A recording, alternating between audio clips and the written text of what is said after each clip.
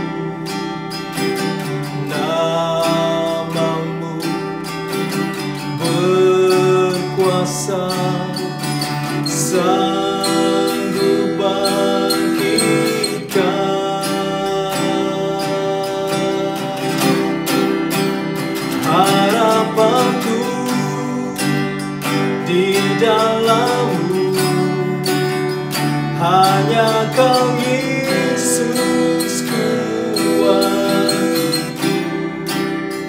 ku percaya, ku aman dalam-Mu.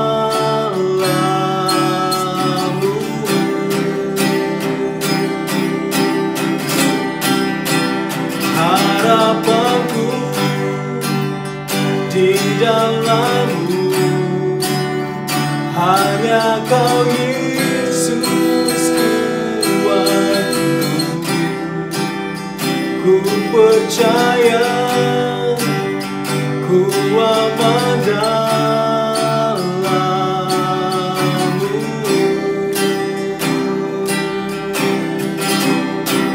Tak pernah gagal rencana-Mu, terangi jalanku, kuasa-Mu sempurna. Pengharapanku takkan hilang, sebab masa depanku Kau sediakan.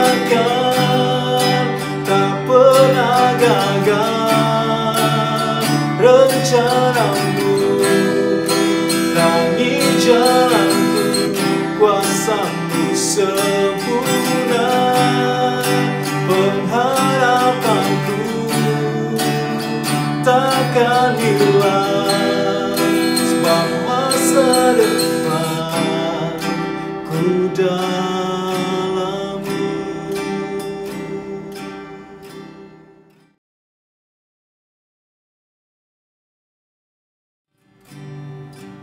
selamat siang teman-teman semua. Selamat Paskah. Terima kasih telah hadir dalam acara PDB TPN hari ini, di mana kali ini sangat spesial nih, karena dalam momen Paskah tentunya. Seperti yang teman-teman ketahui, bahwa acara PDB TPN kali ini kita akan virtual tour ke Israel, yang akan di-guide oleh Kakak Monik. Dan bagi teman-teman yang tergerak untuk memberi, dapat langsung mengirimkan ke akun Genius dengan hashtag PDB TPN seperti yang tertera pada layar. Yuk kita rayakan Paskah bersama di Israel. Shalom, selamat siang Bapak Ibu sekalian. Terima kasih sudah mengundang saya untuk hadir di perayaan Paskah Bank BTPN. Dan dalam keadaan pandemi seperti sekarang ini, tentu kita tidak bisa melihat langsung tempat di mana Tuhan Yesus disalibkan, mati, dikuburkan, dan juga bangkit dan naik ke surga di lokasinya, yaitu di Israel. Karena itu kita dalam keadaan pandemi ini, kita mengadakan tur virtual ke lokasi di mana dulu terjadi penyaliban dan kebangkitan dan juga kenaikan Yesus ke surga. Bersama saya, Monik Rakers, saya ini mendirikan sebuah yayasan non-profit, yaitu Hadassah of Indonesia, yang tujuannya adalah mengedukasi orang Indonesia tentang Israel dan juga mengedukasi orang Indonesia tentang Yudaisme, Yahudi secara perspektif Alkitab. Sehingga dengan demikian sebagai orang percaya, sebagai orang Indonesia, kita mengenal ya agama Yahudi yang sangat sedikit jumlahnya di seluruh dunia dan juga hampir tidak ada sebetulnya di Indonesia. Tetapi akar kekristenan adalah berasal dari agama Yahudi, sehingga dengan demikian kita perlu mengetahui perspektif mereka. Nah, sekarang kita akan mulai dari Israelnya dulu. Secara peta di mana lokasi Israel itu. Mari kita lihat. Ini adalah peta Israel saat ini. Bapak Ibu bisa lihat di sini wilayah Israel jika dibandingkan dengan negara-negara lain, negara-negara tetangganya. Di peta ini Bapak Ibu bisa kelihatan ya. Timur Tengah. Israel adalah negara yang kecil, sangat kecil, luasnya mungkin lebih besar Jawa Barat, Provinsi Jawa Barat dibandingkan Israel. Dan Bapak Ibu bisa lihat di sini tetangga Israel adalah Mesir, kemudian ada Yordania, ada Lebanon dan juga ada Suriah. Nah, wilayah Israel ini Bapak Ibu sama persis dengan tanah perjanjian. Kita tahu perayaan Paskah itu dimulai dari Mesir, di mana waktu itu orang Yahudi, bangsa Israel berada di tanah Mesir, diperbudak selama 430 tahun, baru kemudian terjadi eksodus dari Mesir masuk ke tanah perjanjian. Nah, lokasinya ini Bapak Ibu sama persis dengan tanah perjanjian itu, lokasinya sama persis dengan Israel, kerajaan Israel. Kita tahu semua Raja Israel, Daud, Raja Saul pertama, Raja Daud, lalu Raja Salomo, dan raja-raja yang lainnya ketika kerajaan Israel pecah menjadi dua, Israel Utara dan Israel Selatan. Wilayahnya sama persis, dan perubahan baru terjadi di tahun 1948 ketika Israel menjadi dua, yaitu wilayah tepi barat. Bapak Ibu bisa lihat di sini yang disebut dengan tepi barat adalah Yudea dan Samaria. Jadi kalau di Alkitab Bapak Ibu baca tentang Yudea dan Samaria, itu merujuk pada wilayah tepi barat ini. Nah, kemudian juga waktu tahun 1948 dikuasai oleh Yordania. Di tahun 1948 wilayah Gaza dikuasai oleh Mesir. Nah, itulah yang menjadi kemudian Israel kehilangan wilayahnya, negara Israel kehilangan sebagian wilayahnya sampai sekarang, karena wilayah di tepi barat ini dan di Gaza ini kini menjadi Palestina, otoritas Palestina. Nah, Bapak Ibu, dari mengenal wilayahnya Israel, kita sekarang akan menuju ke Yerusalem. Bapak Ibu, kenapa Yerusalem ini menjadi penting bagi iman Kristen? Karena disinilah Tuhan Yesus disalibkan, Tuhan Yesus mati, Tuhan Yesus dikuburkan, dan Tuhan Yesus bangkit pada hari yang ketiga. Dan juga naik kembali ke surga di lokasi di Yerusalem. Nah, ini adalah tembok kota Yerusalem. Bapak Ibu bisa lihat tembok kota ini. Ini bukan tembok kota yang dibangun oleh Nehemia. Kita tahu ya di Alkitab, di kitab Nehemia ada cerita tentang bagaimana Nehemia membangun kembali tembok kota Yerusalem selama 52 hari. Tetapi yang kita lihat ini adalah tembok kota yang dibangun oleh Sultan Sulaiman yang agung ketika Ottoman berkuasa atas tanah Israel selama 400 tahun. Nah, ini adalah jalan menuju ke arah Yudea dan Samaria. Tentu saja ini sekarang pemandangannya adalah pemandangan modern. Di zaman dulu, di masa Yesus, Tuhan Yesus jalan kaki ya bersama murid-murid dari Nazaret atau dari Kapernaum, dari wilayah di utara Israel untuk datang ke kota Yerusalem. Ini adalah pemandangan yang Bapak Ibu bisa lihat. Nah, gerbang yang ada di sebelah kanan saya, gerbang ini adalah gerbang Jaffa. Ada 8 gerbang di seputar kota Yerusalem. Nah, ini salah satunya gerbang Jaffa. Kalau Bapak Ibu baca di Alkitab ada kota Yope. Nah, di situ Yope itu adalah Jaffa saat ini. Ini pemandangannya. Dan ini salah satunya tempat di mana biasanya turis tertarik untuk berfoto. Ada tulisan ini, I love Jerusalem. Nah, ini masih bagian dari tembok kota yang terbilang baru, yaitu di tahun 1850-an dibangun oleh Sultan Sulaiman. Dibangun oleh Sultan Sulaiman di abad 15, tetapi ada salah satu gerbang yang ditutup di tahun 1850-an. Kita akan lihat nanti, Bapak Ibu. Nah, ini adalah tembok ratapan, tempat paling suci bagi umat Yahudi. Tidak terlalu luas, tidak terlalu besar, tetapi sangat signifikan karena dianggap inilah satu-satunya peninggalan dari bait suci yang pernah ada di masa Tuhan Yesus. Karena Bapak Ibu ingat, bait suci pertama, yaitu bait suci yang dibangun oleh Raja Salomo, telah dihancurkan oleh Babilonia di tahun 586 sebelum Masehi. Kemudian Raja Kores mengizinkan orang Yahudi untuk kembali ke Yerusalem dari pembuangan dan membangun kembali bait suci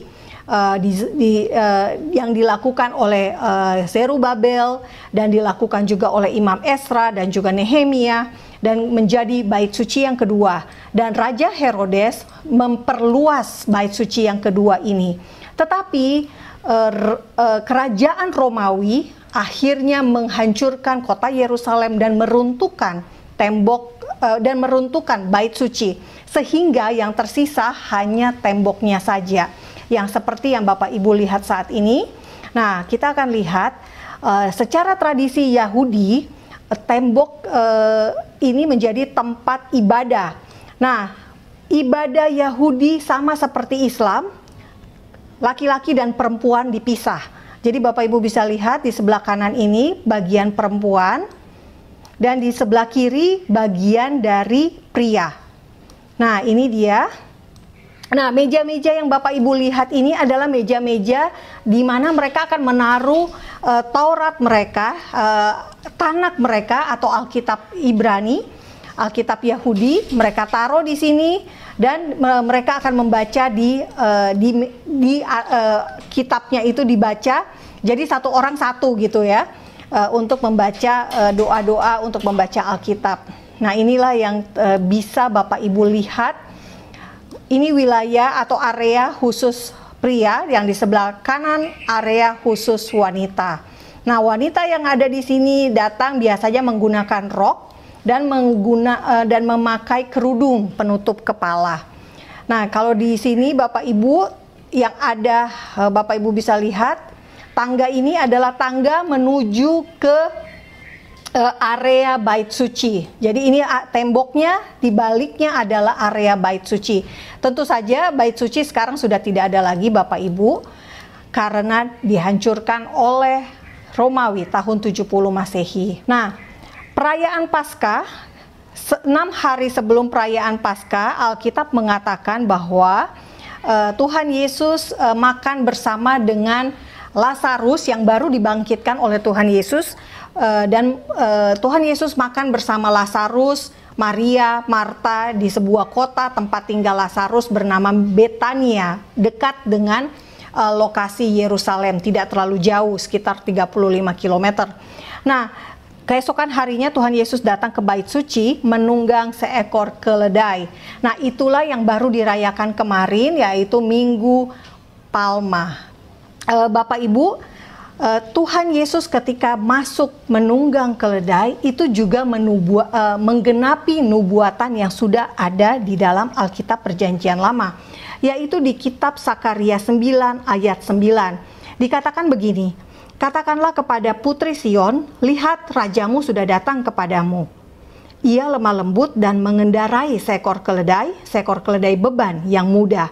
Nah, inilah yang terjadi dan dinubuatkan oleh Yesus.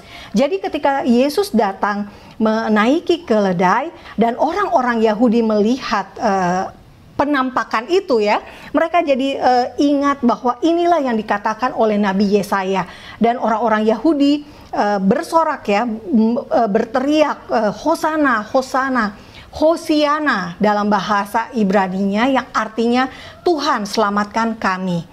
Nah, orang-orang ini begitu antusias dan ini membuat kecemburuan di hati imam-imam Yahudi. Karena orang-orang semakin banyak yang tertarik mengikuti Yesus, menjadi percaya kepada Yesus.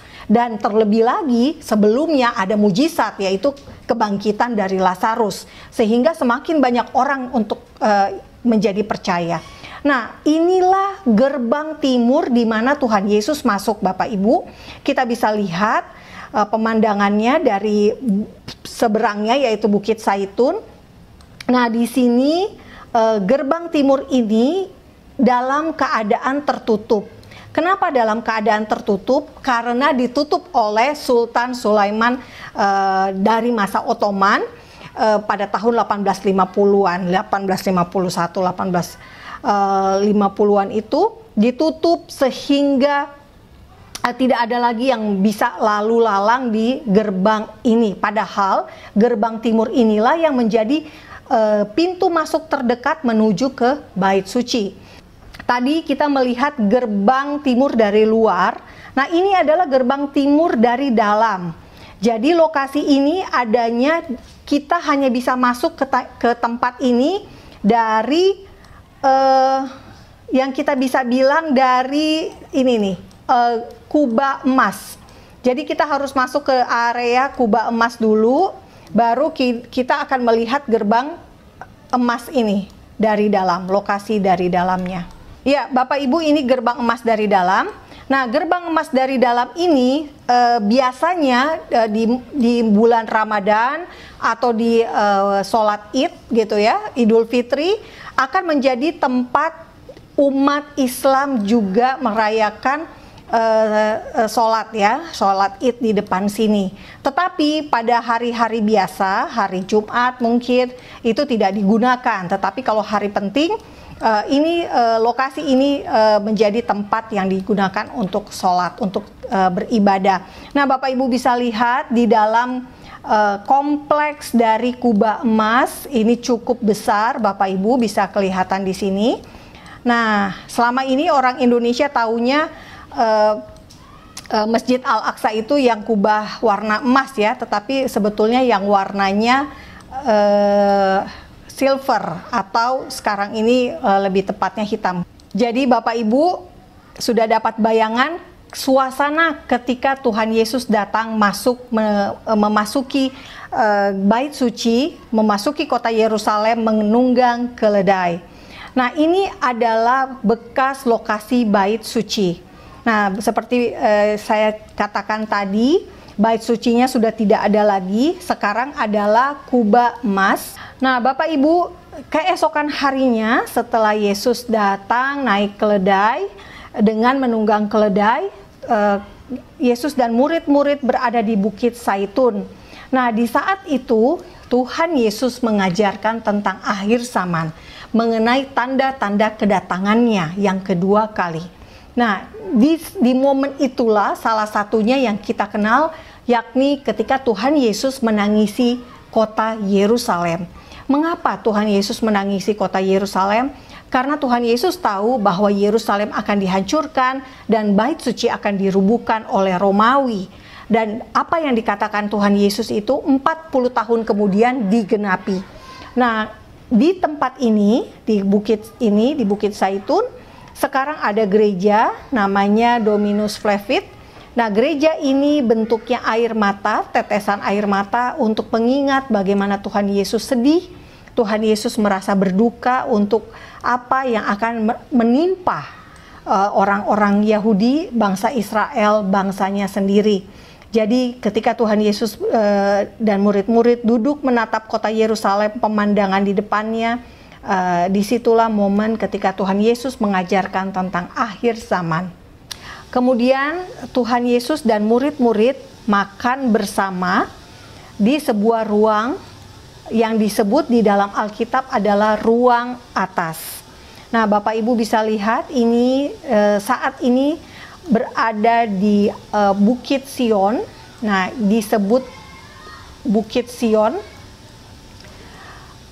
disebut Kenakel, artinya adalah ruang makan dalam bahasa Latin. Kurang lebih dahulu bentuknya seperti ini dan sekarang menjadi sebuah ruang yang dulu pernah juga dikuasai oleh Muslim sehingga menjadi masjid.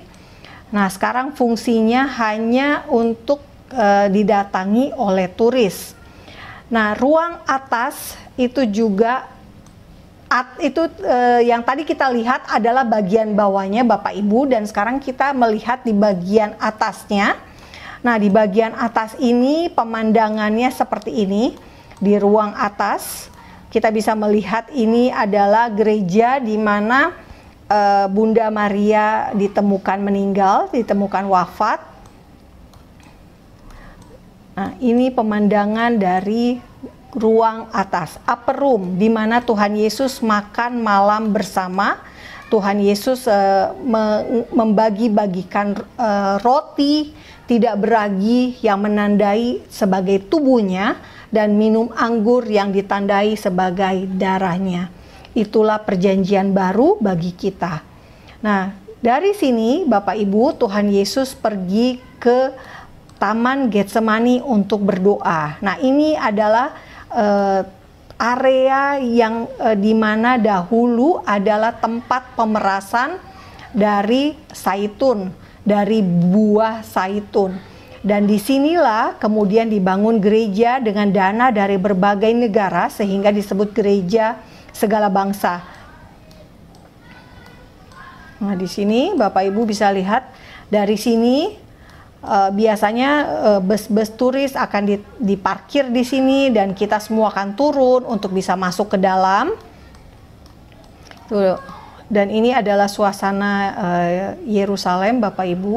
Nah, di depan sini adalah lembah Kidron.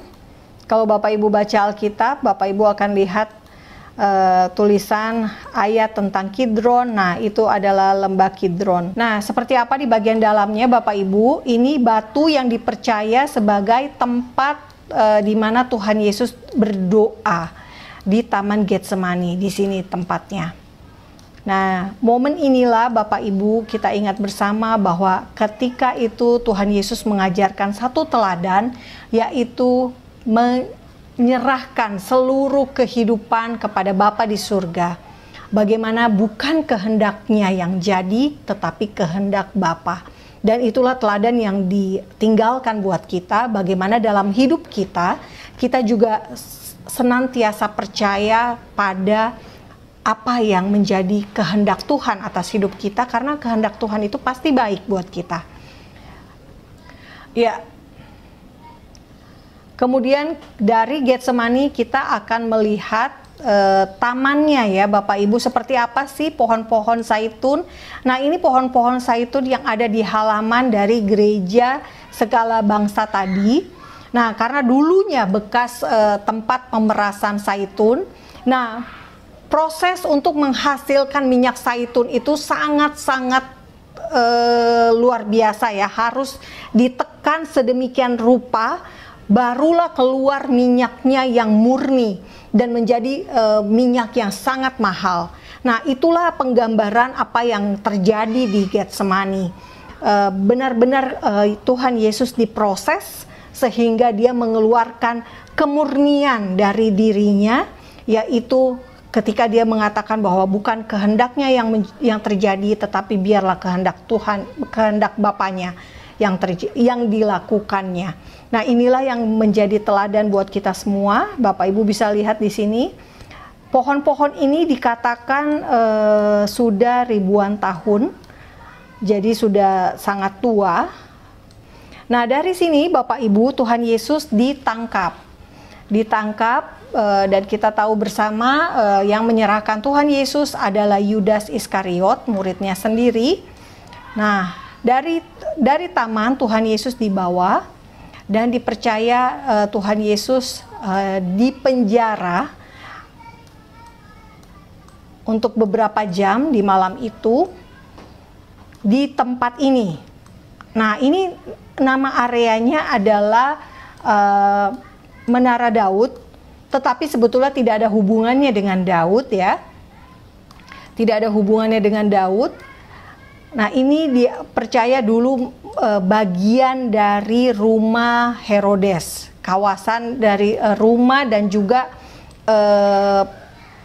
tempat ya atau benteng dari pertahanan dari Herodes. Nah, di bagian inilah ada penjara ditemukan penjara yang digunakan di masa Ottoman, sehingga para arkeolog menduga bahwa ini sebetulnya hanya melanjutkan penjara yang digunakan di masa Romawi, yaitu di masa ketika Tuhan Yesus dipenjarakan. Nah, kita akan lihat lokasinya Bapak Ibu. Ini dia tempatnya.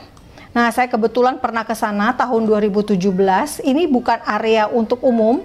Saya masuk ke sini karena saya mendapatkan undangan dari pemerintah Israel untuk hadir dalam acara pertemuan wartawan-wartawan Kristen dari seluruh dunia, dan saya satu-satunya dari Indonesia. Nah, kami dibawa masuk ke sini Bapak Ibu, ke dalam sini.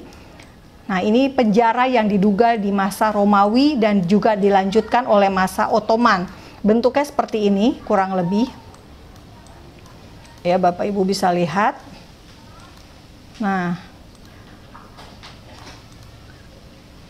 di menara ini menjadi salah satu situs arkeologi yang menarik. Itu ya, karena di sini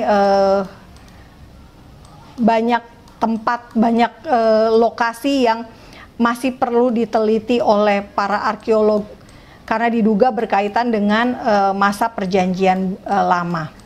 Nah, di sini juga ada museumnya, sehingga betul-betul bisa menjadi pelajaran yang menarik buat kita. Nah, ini maketnya Bapak Ibu, maket kota tua Yerusalem di masa dulu, di masa Yesus. Bisa dilihat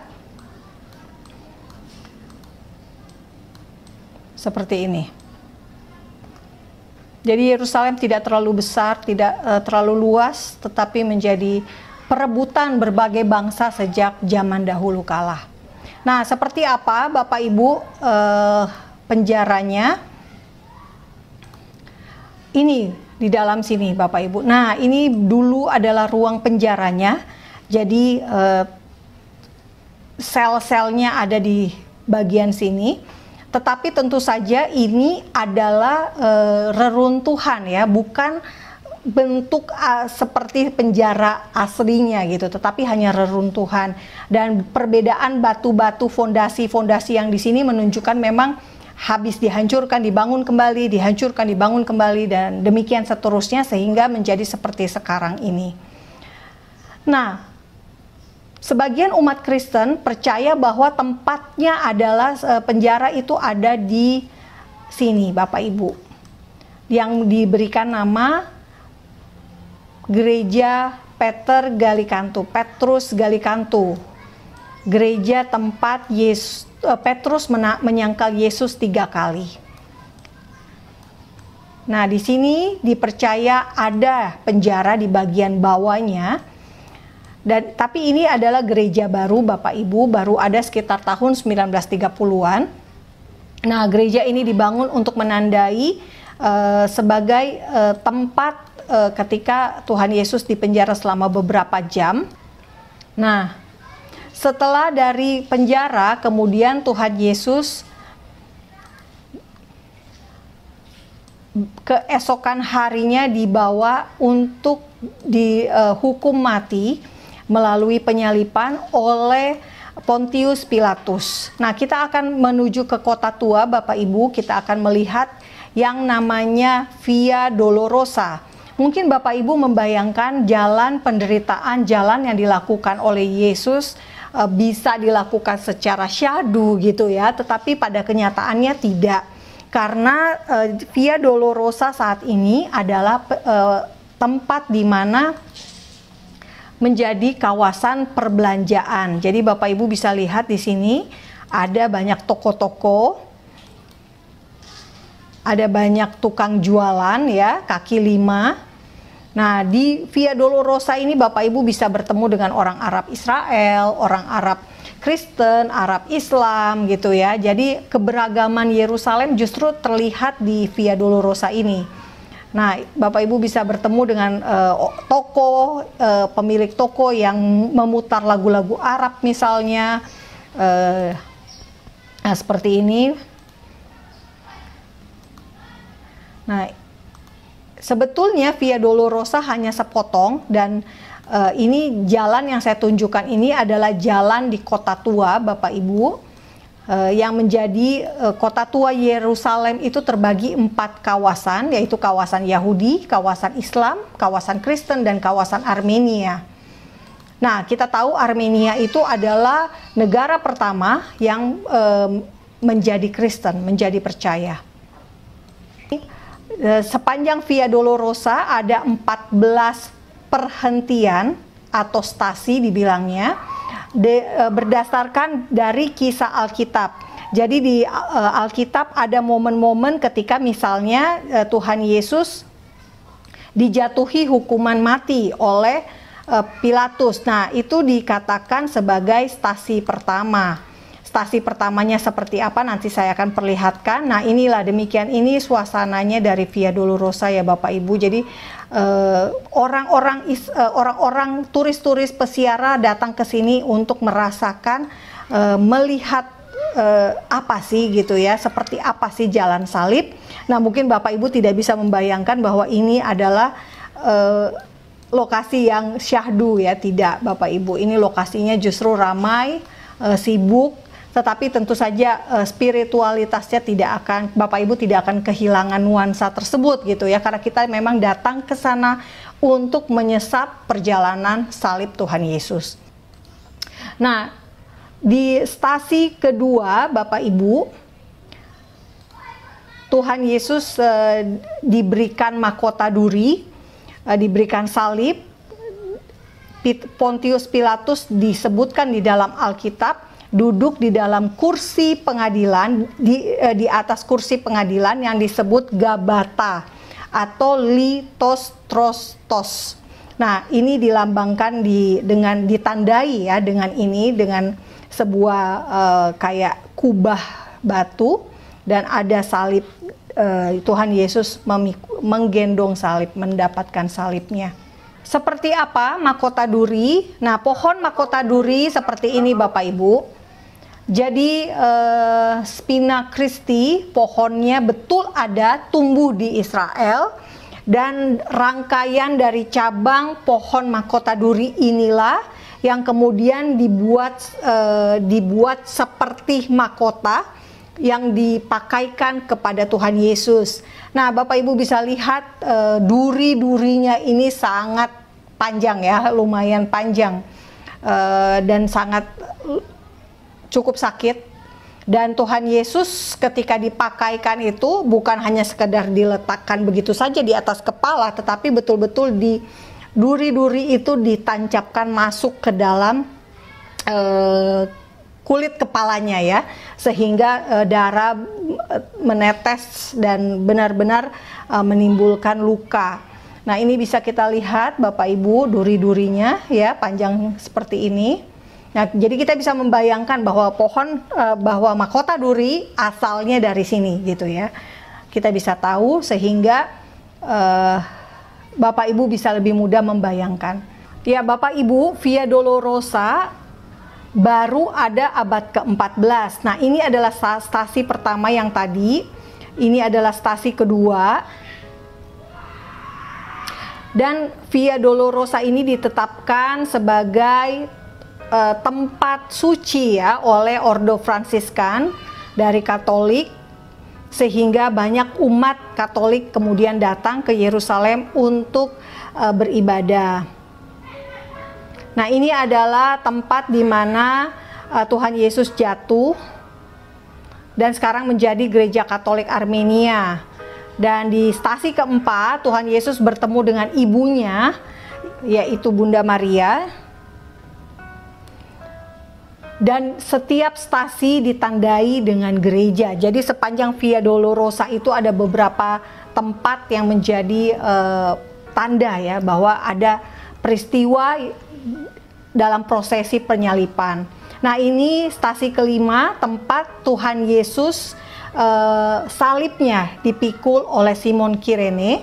Dan di sini ada batu yang dipercaya dulu dipegang oleh Tuhan Yesus saat menuju salib, dan biasanya turis berusaha untuk ikut memegang bekas batu itu gitu ya, menaruh tangannya. Dan ini adalah stasi ke-6 di mana Veronica mengusap wajah Yesus dengan kerudung, dan bekas darah pada kerudung Veronica itu kemudian membuat wajah Yesus bisa direkonstruksikan sehingga dikenallah seperti wajah yang ada. Nah, ini adalah stasi ke-7, ini stasi ke-9, Yesus jatuh ketiga kalinya, dan stasi ke-10 sampai ke-14 ada di Gereja Makam Kudus. Itu. Nah, Bapak Ibu, kita sekarang akan ke Gereja Makam Kudusnya. Ya, ini tadi stasi ke-6 ya, wajah Yesus diusap oleh Veronica. Nah, sekarang kita ke berikutnya. Ini stasi ke-7, Bapak Ibu.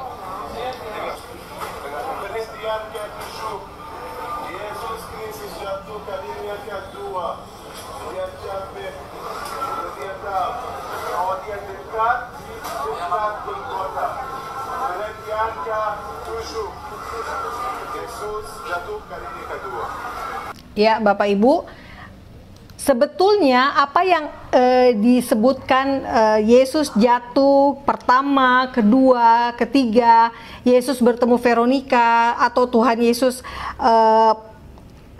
diusap mukanya, ini tidak ada di dalam Alkitab ya. Jadi ada beberapa tempat yang memang hanya dipercaya oleh bapak-bapak gereja. Nah, kita akan ke gereja Makam Kudus.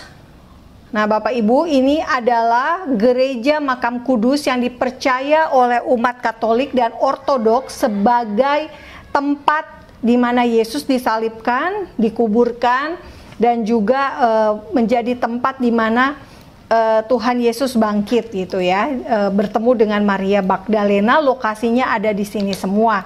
Nah, ini penampakan dari depan.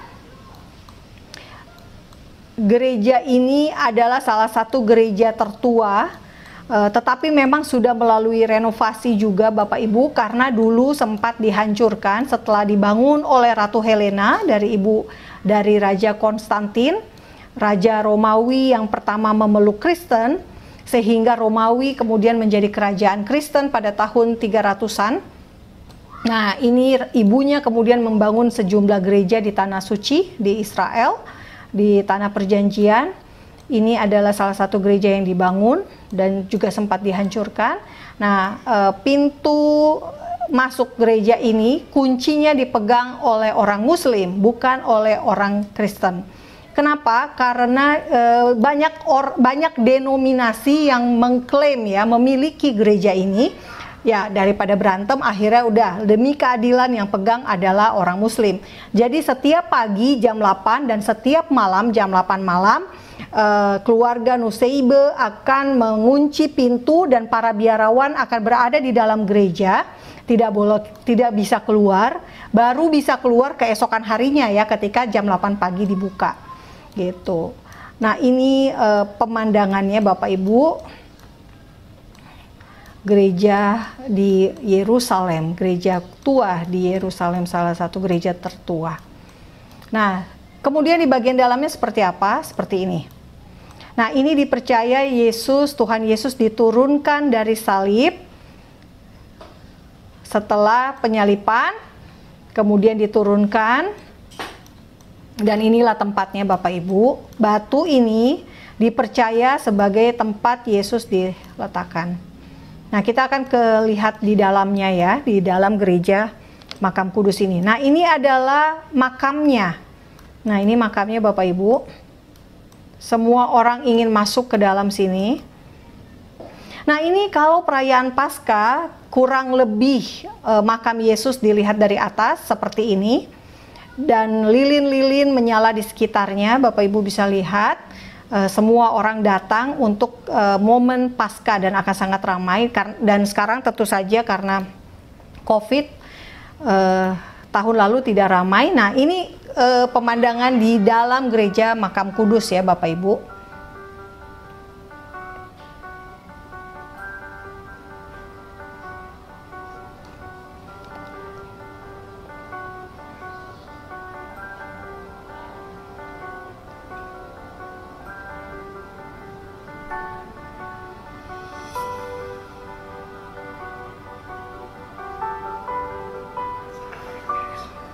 Nah, ini dipercaya tempat Tuhan Yesus dipakukan di salib. Nah, ini ada momen ketika Abraham mempersembahkan Ishak.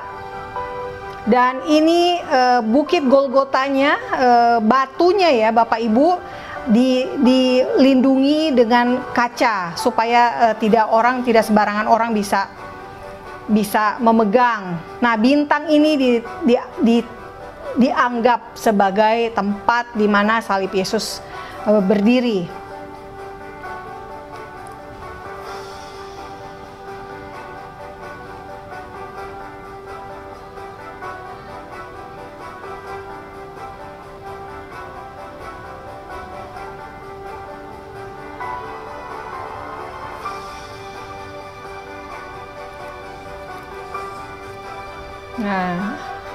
Nah, semua lokasi ini adanya di gereja makam kudus.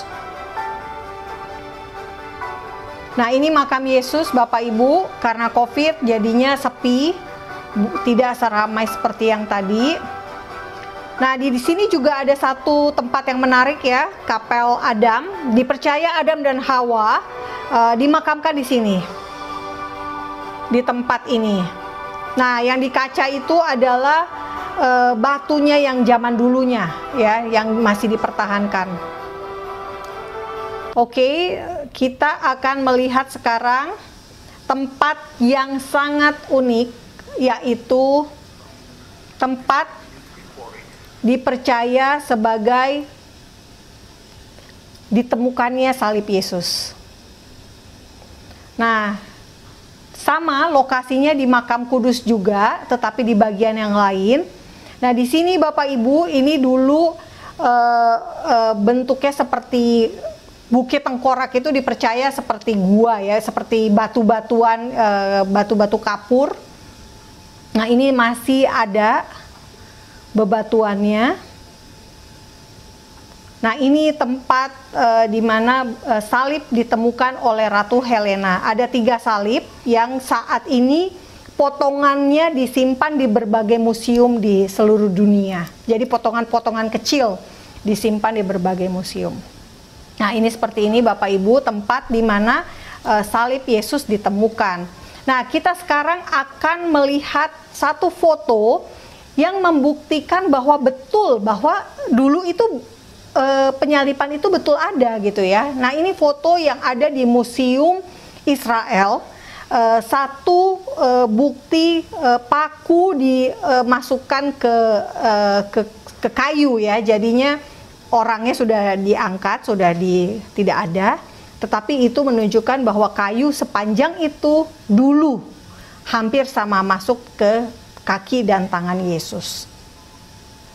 Nah, Bapak Ibu, kita tadi mengunjungi gereja Makam Kudus ya, gereja yang menjadi tempat yang dipercaya sebagai paling suci bagi umat Kristen Katolik, Kristen Ortodoks, karena disinilah Tuhan Yesus disalibkan. Nah, bagi umat Protestan lokasinya ada di sini. Di sini ini adalah Golgotanya, Bukit Tengkoraknya itu di sini mereka percaya karena terletak di luar kota, di luar tembok kota Yerusalem. Nah, gereja dan Bukit Golgota ini Bapak Ibu menjadi tempat penyalipan yang dilakukan oleh orang-orang Romawi.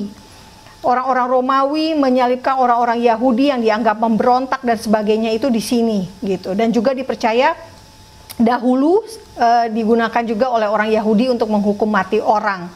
Nah, inilah Bukit Golgota versi Protestan.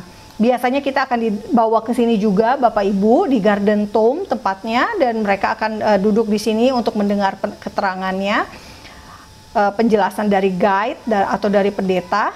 Nah, ini Tuhan Yesus dipercaya dimakamkan di kubur Yusuf Arimatea dan berada di sebuah taman, dan sekarang mereka para ahli arkeolog merekonstruksi tempatnya dan dianggap inilah yang dahulu adalah taman dan bentuknya seperti ini. Lalu ini makam Yesus. Nah, mungkin Bapak Ibu bisa lihat makam orang Yahudi zaman dulu adalah dari gua ya, bentuknya gua, bukan makam di dalam tanah tetapi bentuknya gua. Nah, ini bisa Bapak Ibu lihat ada batu besar yang menutup pintu gua sehingga sangat tidak masuk akal gitu ya, pintu besar itu bisa didorong sendiri oleh Tuhan Yesus atau murid-murid gitu ya, karena memang makam ini dijaga oleh tentara Romawi. Nah, ini bentuk makam Yesusnya, Bapak Ibu bisa lihat adanya di Garden Tomb tadi. Nah, ini versi kecilnya, versi kecil dari makam, dari pintu gua ya, menutup makam, tetapi yang di depan Tuhan Yesus itu yang versi besar Bapak Ibu. Kubur Tuhan Yesus itu versi besarnya. Nah, ini kita bisa lihat, ini suasana tamannya. Nah, ini Bapak Ibu, jadi bisa lihat. Nah, kemudian kita akan ke sini, ke dalam makamnya sekarang. Nah, ini adalah makam khas Yahudi. Bapak Ibu bisa lihat ada dua tempat ya. Biasanya mayatnya ditaruh di sebelah kanan, dan kemudian orang-orang datang untuk membalsem dan sebagainya ya, memberikan rempah-rempah akan ada di sebelah kiri. Nah, sekarang kubur Yesus sudah kosong karena Tuhan Yesusnya sudah bangkit. Ini seperti ini bentuknya. Nah, jadi Bapak Ibu bisa berada melihat langsung makam Yesus meskipun secara virtual. Nah, enaknya seperti itu Bapak Ibu. Nah, ini kita bisa melihat dari dekat ya kondisi makam Yesus. Ini seperti apa adanya. Ini tadi ya foto ketika Bapak Ibu kebangkitan di makam Yesus dan kuburnya kosong karena Yesus sudah bangkit. Nah, orang-orang biasanya masuk untuk melihat seperti Bapak Ibu tadi sudah melihat, tetapi kali ini Bapak Ibu tidak usah antri karena langsung melihat ya secara virtual. Nah, kemudian ini tempat kedatangan Tuhan Yesus yang kedua kali nanti. Nah, ini saya berfoto dengan anak Arab Israel ya, dia lagi main-main di kuburan. Nah, ya udah saya ajak foto bareng ketika saya ke sana. Nah, Bapak Ibu, ketika Tuhan Yesus kembali nanti, barulah kita betul-betul merasakan bahwa apa yang iman yang kita percayai itu sungguh nyata adanya gitu ya. Sungguh iman dalam Yesus tidak sia-sia. Yesus betul-betul Tuhan dan Juru Selamat. Karena apa? Karena momen Paskah ini kita juga mengingat bahwa Tuhan Yesus sudah mati buat kita, tetapi bukan hanya untuk mati dan tidak habis itu tidak ada dampaknya lagi, tetapi sebaliknya setelah itu setelah momen Paskah ini, setelah itu gitu ya, setelah 2000 tahun yang lalu Tuhan Yesus mati, tetapi kita punya kepastian keselamatan di dalam Yesus, dan kita mengenal Tuhan Yesus sebagai Tuhan dan Juru Selamat. Dan tanpa Juru Selamat kita tidak bisa memperoleh hidup yang kekal. Dan kini kita sebagai pengikut Kristus, yang bisa kita lakukan sekarang adalah menjadi serupa seperti Kristus dan melakukan amanat yang agung. Nah, Tuhan Yesus akan datang kembali di Yerusalem. Dan umat Yahudi biasanya kalau dalam perayaan Paskah, Bapak Ibu akan mengatakan di akhir ibadah Paskah mereka, di akhir acara makan malam bersama Paskah keluarga, mereka akan berkata sampai tahun depan, next year in Jerusalem gitu ya, sampai tahun depan di Yerusalem. Nah, saya berharap Bapak Ibu bisa sampai juga di Yerusalem dan bisa melihat langsung, bukan secara virtual. Tetapi meskipun hanya melihat secara virtual, saya berharap iman Bapak Ibu semakin diteguhkan, semakin dikuatkan, karena kita melihat bahwa apa yang terjadi dahulu ternyata itu betul adanya gitu ya, bisa ditunjukkan dengan bukti-bukti arkeologi, bukti-bukti peninggalannya, dan yang terutama sekali kita bisa meyakini bahwa Tuhan Yesus akan datang kembali menjemput kita, dan kita akan mempunyai hidup yang kekal. Terima kasih, selamat Paskah untuk Bank BTPN. Tuhan Yesus memberkati. Terima kasih kepada Kakak Monik atas pelayanan berupa virtual tour untuk teman-teman BTPN. Semoga virtual tour ini dapat mengingatkan kita bahwa Tuhan Yesus telah menang atas maut untuk menyelamatkan kita. Tuhan Yesus teramat baik dan mengasihi kita semua. Oh ya teman-teman, untuk full version virtual tour ini dapat dilihat pada YouTube PDBTPN Batu Penjuru dengan link yang ada pada kolom chat. Untuk donasi yang teman-teman berikan akan didonasikan untuk perbaikan rumah asuh Pondok Penuai yang tersebar di beberapa daerah di Indonesia. Demikian informasi dari saya. God bless.